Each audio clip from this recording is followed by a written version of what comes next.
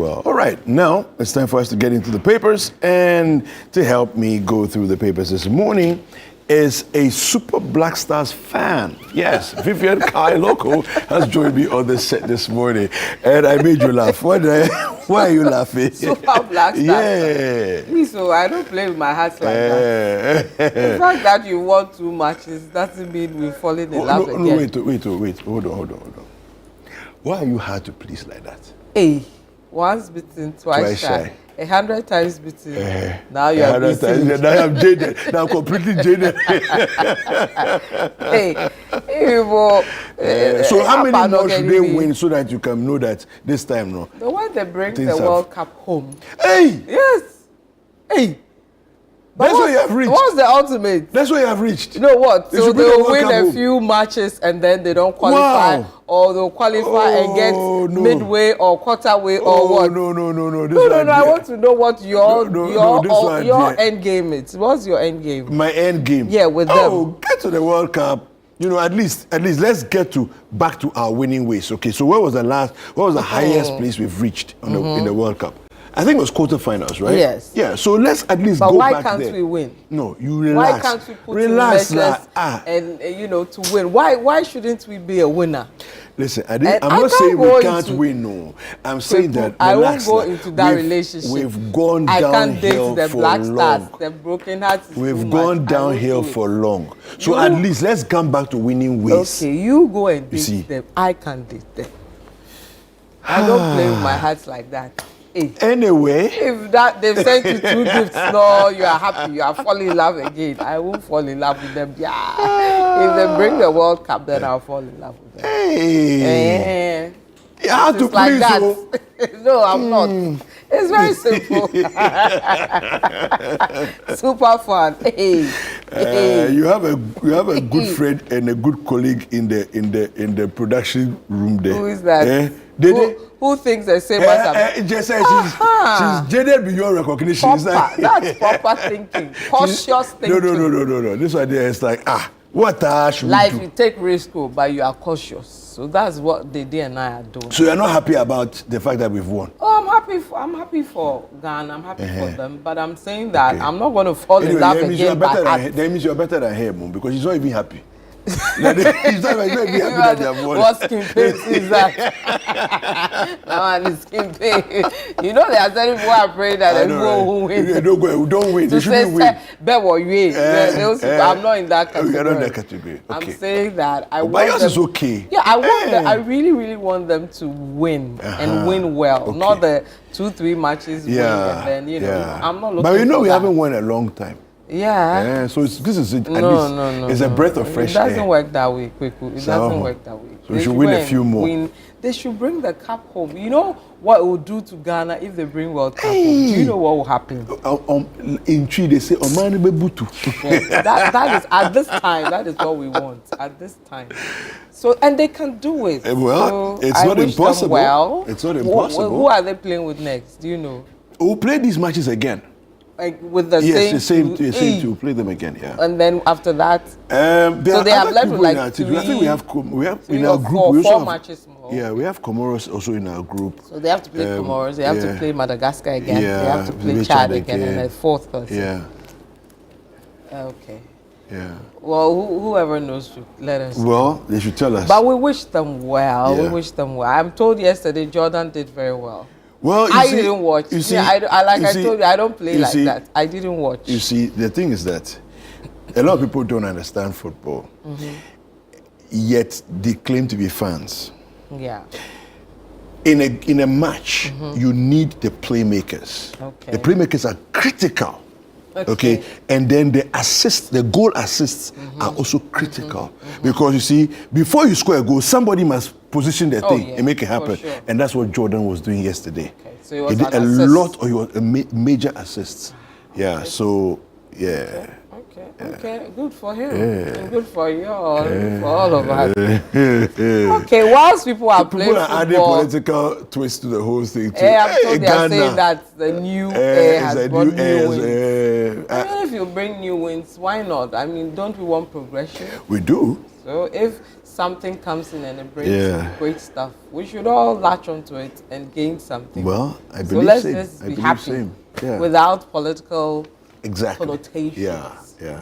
But while some people are scoring goals and making Ghana happy, some have also been arrested over one or two things. So I'll take you to the Daily Graphic. Please do. Where it has the big story, of course, from yesterday over corruption deals. And it says alleged 39.46 million Ghana cedis diversion.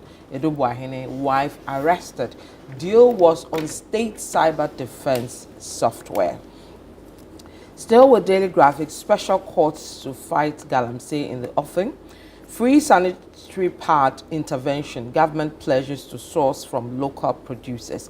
And of course, it has the beautiful picture of the Black Stars in the one of our colors, the yellow, of course, with the Black Star there. And it says party time, right? It's party time. Yeah, Ghana crashed Madagascar 3-0.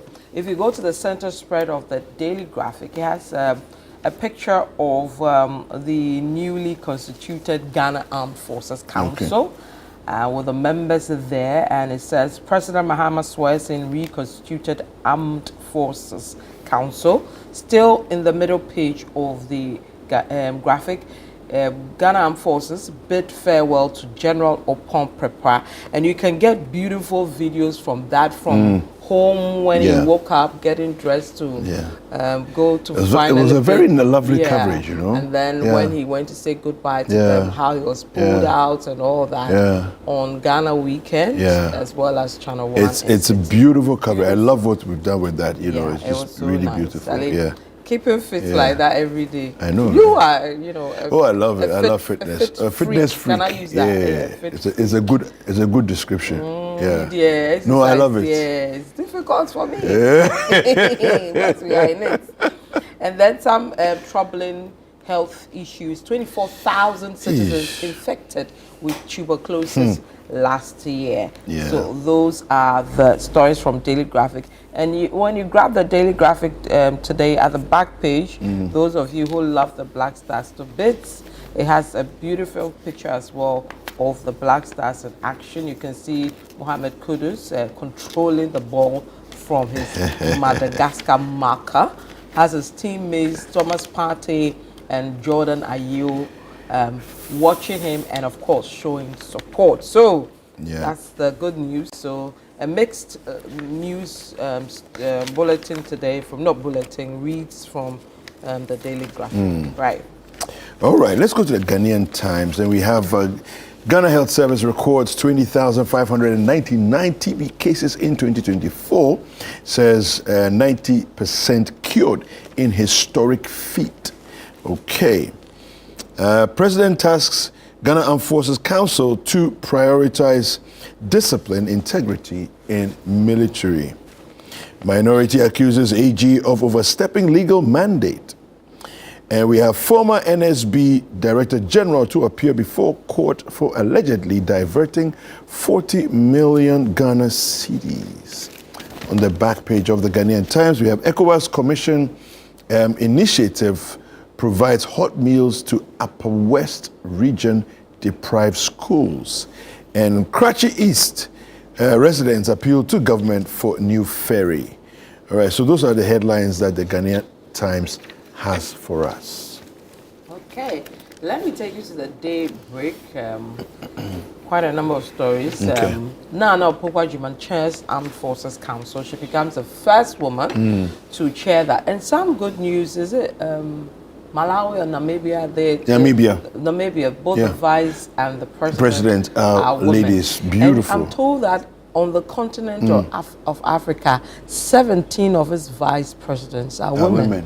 So we're doing a beautiful piece on that. So look out for that. That's exciting times, exciting really. Exciting times, you know. Dr. Domako Mensah sparks anger in GRA, and that's also on the Daybreak. Also, GRA probes Bill's microcredit founder. Osman sacks Bani from, and the sacks is quote unquote, sacks Bani from National Security Ministry. There's a picture of Prosper Douglas Bani, as well as DCOP Abdul Osman Razak. And then finally, Stop Press, Sabat Zita Benson, envoy to UK, Baba Jamel for Nigeria. So they are saying that Zita is going to the UK and Jamal to Nigeria. We're waiting for, those appointments, ambassadors, the MCs, DCs, as well as the 4 remaining, appointments, ministerial appointments. We have 4 more to go? 4 more to go. Okay. So we're still waiting to see when all those will happen. Yeah. Right, so that's from the Daybreak. All right. The Daily Guide says, using state institutions as political weapons is dangerous. And it has photographed Jerry Ahmed Shaib, speaking for the minority. $2 million SkyTrain scandal. Former GIIF CEO hiding in Senegal. This is coming from the AG yesterday at the presser. The AG again, AG corruption expose, ex-NSB boss and wife detained over 39.46 million Ghana cedi theft in quotes. Face up to 25 years in prison. Whoa. NSA ghost names, 8 grilled by NIB. So a lot of corruption and corruption-related topics being dealt with here on the Daily Guide. So that's my okay, let me take you to my final paper. The New Republic. It also has the story of the gentleman and the wife who, and the caption is 260 million cedi bill for James Bond, quote unquote. Wife and associates locked up in jail over mega fraud shock. So that's a shocking headline. It will shock you. So that's from the New Republic. You wanted to say something? No, I just wanted to do a clarification for some people who have been confused. Because yesterday there was a lot of things on social media. Some saying that, oh, this is Professor Adu-Boahene. No, that's not Charles. No, so original Professor Albert Adu-Boahene. Yeah. He had 2 sons. One was Kwabena Adu-Boahene. Another one is Charles Adu-Boahene. Now, this is Adu-Boahene.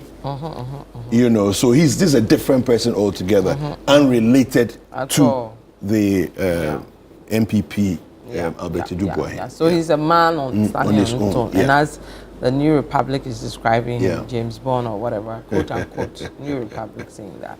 So that's he's not related as far as we are concerned to Professor Adu-Boahene. Okay, still with the New Republic, no investor feels safe if the press is oppressed. Shamima Muslim speaking there. Crackdown in MPP, Adwa Safo's forced silence reveals party's dictatorial inclinations. This is still the New Republic. And then concerned parents seek removal of Home Municipal Education Director. And finally, from the New Republic, Vicky Bright jabs Baumia. So those are some stories from the New Republic. All right. Let me take you to some online stories and then we can get into some details. So on citynewsroom.com, we have Adu-Boahene's lawyers accuse AG of publicly declaring him guilty. We have government neglected over 15,000 investors in UT Bank collapse.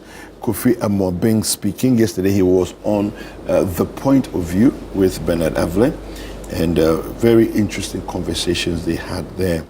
Don't let wealth define you, Kofi Amobing advises Ghanaians. Chairman Sobosu slams NDC government for neglecting Ashanti road projects. Okay. Interesting one there. Adu-Boahene's evasive travel and multiple passports justified arrest. This is a deputy AG speaking. I'll take you to citynewsroom.com. We have Sam George condemns Airtel Tigo sale, calls managers enemies of the state. We have falling treasury bill rates could disrupt forex market, and this is coming from Peter Korte, Professor Peter Korte. Mahama promotes new CDS and other service chiefs. Ghana needs leadership with right values to thrive. This is coming from Kofi Amobing, again from the interview yesterday on The Point of View. AG not overstepping his powers. Sremsai responds to minority. We have AG's remarks on Adu-Boahene unfair and prejudicial. This is coming from Adu-Boahene's lawyers. And we have Sam George exposes alleged revenue diversion at NITA. Okay, so we have, those are some of the headlines from citynewsroom.com and ChannelOneNews.com. We also have the Ghana Weekend portal that you can also go and check out, GhanaWeekend.com. All right, and go check that out as well. Vivian, do you want to take us into some details? Okay, so I'll take you to Daily Graphic, and I'll start with a big story from yesterday, which is Adu-Boahene and wife arrested. So it says this article from the Daily Graphic says the immediate past Director General of the National Signals Bureau, formerly Bureau of National Communications, Kwabena Adu-Boahene, and his wife Angela Boateng are under investigation for allegedly diverting 39.46 million Ghana cedis into their private company in a $7 million deal to purchase a cyber defense software for the state. Addressing a news conference yesterday on the arrest of the two and other public officials under the Operation Recover All Loot investigation report, the Attorney General and Minister for Justice, Dr. Dominic Ayine, said Mr. Adu-Boahene was arrested at the Kotoka International Airport when, together with the wife, they disembarked from a flight after a trip abroad. Dr. Ayine said while serving as the Director General of BNC in 2018, Mr. Adu-Boahene and his wife incorporated a private company with the name BNC Communication Bureau Limited, a name similar to the then BNC. The company, the Attorney General said, had Mr. Adu-Boahene and his wife listed as directors, and they proceeded to open a corporate account for their private BNC at Universal Merchant Bank. He added that according to the mandate of the account, either of the directors could sign checks and approve transactions on the account. Now, the AG disclosed that in January 2020, Mr. Adu-Boahene signed a contract on behalf of the government and the National Security Council on one hand, and on the other hand, an Israeli company called ISC Holdings Limited. The $7 million contract, the AG said, was for the purchase of a software called, quote, Cyber Defense System, unquote. The AG revealed that Mr. Adu-Boahene transferred 27.1 million Ghana cedis from the state's BNC operations account at Fidelity Bank to his private BNC account at UMB Bank. So Daily Graphic goes ahead to give more details of that story. So you want to grab a copy to get more details. All right, I'll take you to the Ghanaian Times. And there's a story on page 3. It says Adu-Boahene calls for arrest of chiefs and others involved in Galamsey. Okay. The Adu-Boahene and the president of the Bono Regional House of Chiefs, Osajefo Osadia-Yo Ajimambedu II, has urged the Bono Regional Coordinating Council to arrest chiefs and other individuals involved in or promoting illegal mining in the area. He said that the fight against illegal mining, popularly known as Galamsey, must be fought on all fronts. Osadia-Yo Ajimambedu, who is also the paramount chief of the Doma traditional area, made the call at the Regional House of Chiefs meeting held on Friday in Sunyani, the Bono regional capital. He said that if all those involved in illegal mining were dealt with by the law, irrespective of their political affiliations, the fight will gain teeth and become a deterrent. Yeah, so that's just a bit of the story there, but just to give you context of what he was trying to say. Okay, so I'll still stay with Galamsey and I'll give you some news. Okay. Special courts to fight Galamsey in the offing.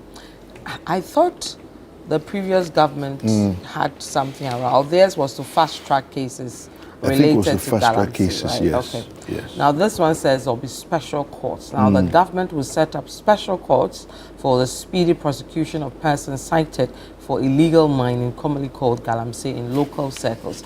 To that end, the Ministry of Lands and Natural Resources is working with the Minister of Justice and Attorney General, as well as the judiciary, to firm up modalities for the setting up of the courts. The Minister of Lands and Natural Resources, Emmanuel Kofi-Boah, made it known to the Daily Graphic, stressing that the government will ensure expedited prosecution of illegal mining. So that's some good stuff if it's done, and of course justice is served quickly, but of course through the right process. Now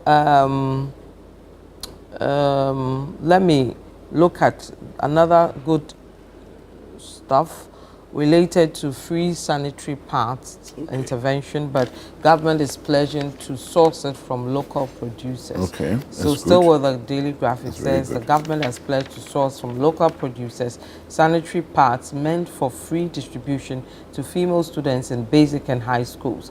The intervention is part of a deliberate effort by the government to efficiently use procurement to promote the production and consumption of goods made in Ghana.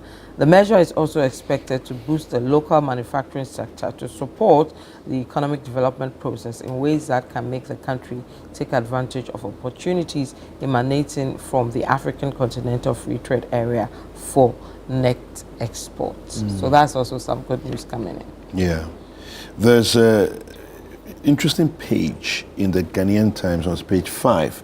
It has two stories here on black women leaders, and one of them is an unfortunate one. This is a 49-year-old woman. Oh yeah, the first Republican congresswoman, black Republican congresswoman, battled brain cancer. And unfortunately didn't make it. But on the same page, it says the vice president, our vice president, hails Namibia's first female president as a symbol of African women's resilience. And I think it's a good story there. Let me just quickly read a portion of it. Ghana's Vice President, Professor Nana Jane Opoku-Agyeman, has described the inauguration of Namibia's first female president, Netumbo Nandi Ndaitwah, as a powerful reflection of the resilience and determination of African women. Now, in a message shared on her official Facebook page on Saturday, March 22nd, 2025, Vice President Professor Opoku-Agyeman said she was honored to witness what she called a historic moment for the continent. Her leadership, I quote, is a testament to the strength, resilience and determination of African women, she wrote. May she continue to inspire men and women across the continent and prove that with courage and commitment, no dream is beyond reach. Yeah, so that's the story there. You know, this galamsey issue, A+ had made a comment on his Facebook page saying that it's interesting how that we want to name and shame the big people who are involved. We are calling for naming and shaming of the big people, the kingpins involved, but the poor laborers who are at the bottom of the chain, we arrest them and jail them. And I thought that was an interesting look at the situation, because we are nobody's saying, somebody might say, but the calls we are hearing is like, no, let's name and shame those who are involved. But at the highest level, will prosecute you. So then we must also call for it. We want to catch them first, and then to show that nobody's above the law. And truly nobody's above. That's the first point. And then you have to be prosecuted, because what's the point in naming and shaming is not. There are some people who don't care about shame. They have no shame. So they don't have any shame. So I think that's just the first point, to the naming and shaming first, to deter others who want to. But the next step is to prosecute and ensure they pay for their sins. So that's what we're looking for, and we are still waiting for that day that will name and shame a big wig and prosecute them if they are guilty of the charge. All right. Well, Vivian, thank you. Thank you. Have a lovely one. You too. See you on the other side. All right. Okay, sports is next.